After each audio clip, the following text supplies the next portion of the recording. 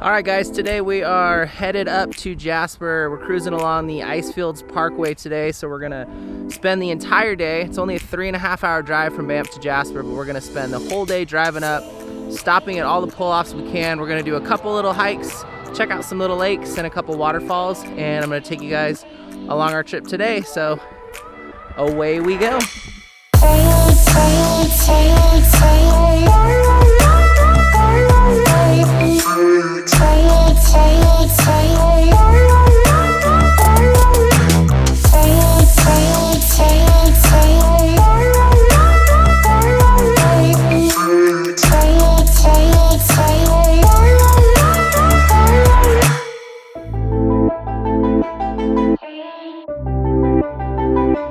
We're out here cruising up the Icefields Parkway. We're about a couple hours north of Banff. I think we're about halfway up to Jasper.